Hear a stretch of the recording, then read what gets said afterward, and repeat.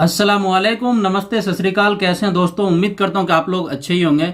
आज की इस वीडियो में हम बात करने वाले हैं जो लोग सऊदी से इंडिया छुट्टी पे जाना चाहते हैं उनका सवाल है, क्या पीसीआर टेस्ट कराना जरूरी है या नहीं है। जो लोग सऊदी से इंडिया छुट्टी पे गए हैं वो लोग कब तक आ सकते हैं और किस तरह से आ सकते हैं। बहुत से भाइयों का सवाल था कि क्या फरवरी या मार्च में नॉर्मल फ्लाइट स्टार्ट होगा या नहीं होगा।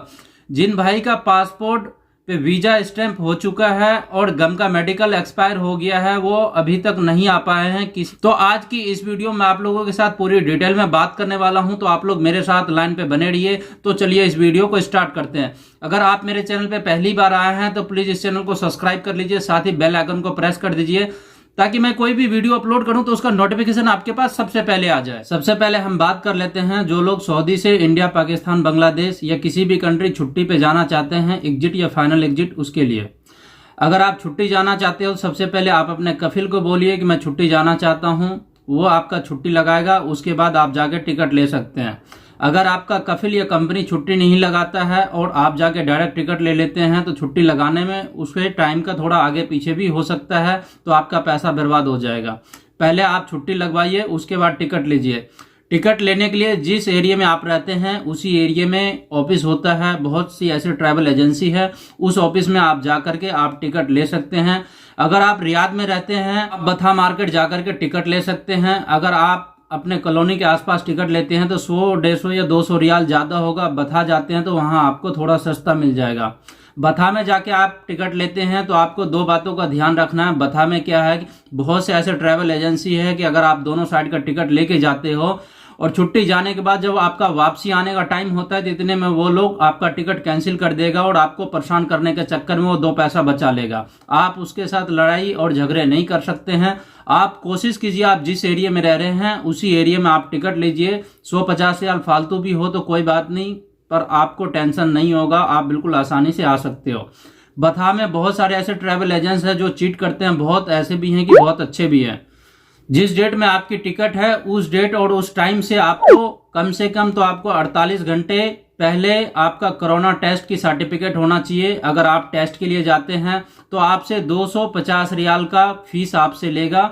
लेने के बाद वो आपको कोरोना टेस्ट की सर्टिफिकेट दे देगा। वो टेस्ट कराने के 1 या 1.5 घंटे बाद वो आपको दे देगा। आपको इतना टाइम उधर ही वेट करना होगा और टेस्ट कराने के बाद अगले दिन का कोई चक्कर नहीं होता है।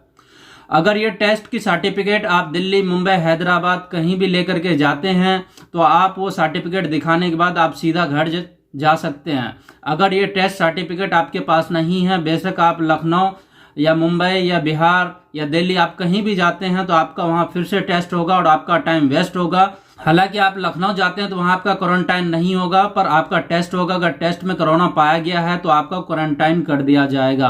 तो आप कोशिश कीजिए कि आपका टाइम भी बचेगा और आपका पैसा भी बचेगा। आप कोरोना टेस्ट करा के जाते हैं तो ये आपके लिए बहुत ही फायदेमंद साबित होता है। अब हम बात कर लेते हैं जो लोग सऊदी से इंडिया छुट्टी पे गए हुए हैं उनके लिए। जो लोग छुट्टी पे गए हुए हैं जिनका वीजा या इकामा एक्सपायर हो रहा है वो अपने कफिल या कंपनी से कांटेक्ट कीजिए। यही रास्ता है, दूसरा कोई रास्ता नहीं है। अगर आपका इकामा और वीजा वैलिड है तो आप वाया दुबई होते हुए आप सऊदी में एंटर कर सकते हैं। मैं किसी भी ट्रैवल एजेंसी के बारे में नहीं बताना चाहूंगा कि आप इस ट्रैवल एजेंसी से जाइए, क्योंकि बहुत सारे ऐसे ट्रैवल एजेंसी है कि जो कि सऊदी भेजने के नाम पे वो फ्रॉड कर रहे हैं और चीट कर रहे हैं कि वाया दुबई भेजूंगा और ज्यादा पैसे खा लेते हैं और वो आपको परेशान करेगा। तो आप अपना सहूलियत देखिए, आपके घर के आसपास कौन सा ट्रैवल एजेंसी अच्छा है जिसके जरिए आपका कोई मित्र भी गया हो पहले, तो आप उनसे कांटेक्ट कर लीजिए। ये बहुत ही अच्छा मन रहेगा।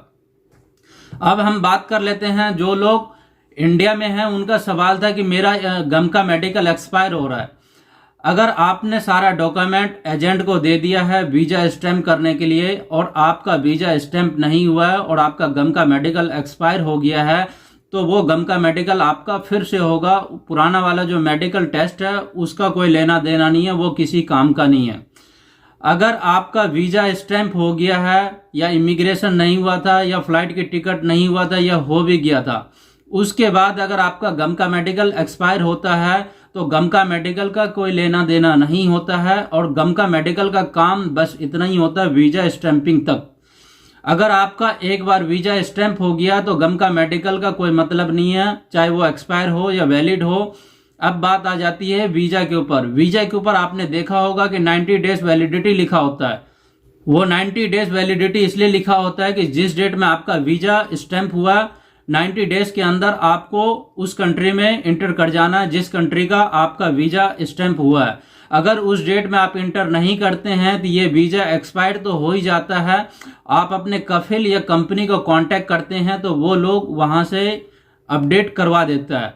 इस महामारी में अगर आपका वीजा भी एक्सपायर हो गया है और अभी तक आप नहीं आ पाए हैं तो आप अपने कफिल या कंपनी से कांटेक्ट कर लीजिए, वो आपका वीजा एक्सटेंड करवा देगा। आप किसी यार दोस्त के जरिए से आप वीजा लिए हैं तो आप उसे यार दोस्त को बोलिए, वो आपका वीजा अपडेट करवा देगा। बीच में 2 या 3 बार वीजा या इकामा ऑटो रिन्यूअल हुआ था, उसके बाद ऑटो रिन्यूअल अपडेट होना बंद हो गया है। अभी नॉर्मल फ्लाइट स्टार्ट नहीं हुआ है। बहुत सारे ऐसे ऑफिस है वीजा रिलेटेड, इमिग्रेशन रिलेटेड, वो सारे ऑफिस अभी बंद पड़ा है। जब ये नॉर्मल फ्लाइट स्टार्ट हो जाएगा तो उसके बाद सभी ऑफिस खुल जाएगा और आपका काम आसानी से हो जाएगा। अभी अगर आप नेट पे भी चेक करते होंगे तो आपका वीजा एक्सटेंड नहीं होगा, वीजा एक्सपायरी दिखा रहा होगा। तो आपको घबराने की जरूरत नहीं है, आप बिल्कुल टेंशन मुक्त रहिए। जब ये सब कुछ नॉर्मल हो जाएगा तो उसके बाद आप बिल्कुल आसानी से आ सकते हैं। बहुत से भाइयों का सवाल ये भी था कि जो वीजा स्टैंप हो गया है क्या वो वीजा फिर से कैंसिल होना शुरू हो गया? नहीं। अगर आपका वीजा स्टैंप हो गया है और आपके कफिल या कंपनी को वर्कर की जरूरत नहीं है तो वो उस वीजा को कैंसिल करवा सकता है। पहले क्या रूल था कि वीजा अगर स्टैंप हो गया है और कैंसिल करवाते थे तो उस पे उसे 75% पैसे रिफंड होता था। अभी के डेट में अगर वो वीजा कैंसिल करवाता है तो उसे 10% काट के 90% रिफंड कर दिया जाएगा।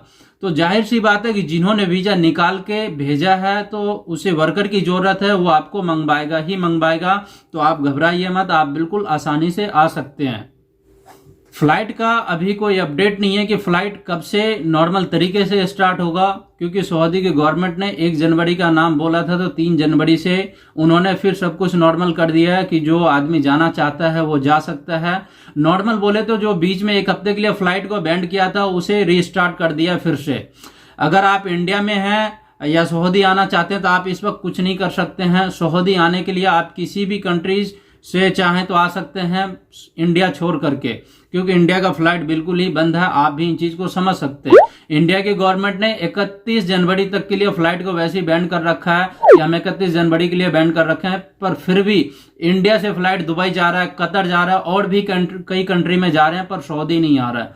बहुत सारी ऐसी बातें हैं कि जो मैं आपके साथ खुल के नहीं कर सकता हूं और आप लोग समझ गए होंगे। जो हमारे भाई इस वीडियो को देख रहे हैं इंडिया के रहने वाले हैं तो उन्हें सारी बात खुल के बताने की जरूरत नहीं है और वो इशारे में समझ सकते हैं। तो आज की ये इस वीडियो में आप लोगों को बताया हूं और मैं आप लोगों को पूरा डिटेल समझाया हूं कि ये क्या मैटर है फ्लाइट और अपडेट वीजा के बारे में। तो उम्मीद करता हूं कि ये वीडियो आप लोगों को अच्छा लगा होगा। अच्छा लगा हो तो मेरे इस वीडियो को लाइक कीजिए और सब्सक्राइब कीजिए और दोस्तों में भी शेयर कीजिए। तो मिलते हैं आप लोगों से नेक्स्ट वीडियो में किसी नेक्स्ट अपडेट के साथ। तब तक के लिए खुदा हाफिज। 2 वीडियो का लिंक दे दिया हूं, आप इसे क्लिक करके देख सकते हैं। मेरे साथ जुड़े रहने के लिए मेरे इस चैनल को सब्सक्राइब कीजिए। मुझसे कांटेक्ट करने के लिए मुझे इंस्टाग्राम पे फॉलो कीजिए और ये वीडियो आपको कैसा लगा मुझे कमेंट करके ज़रूर बताइएगा। तो मिलते हैं आप लोगों से किसी नेक्स्ट वीडियो में। तब तक के लिए खुदा हाफिज़।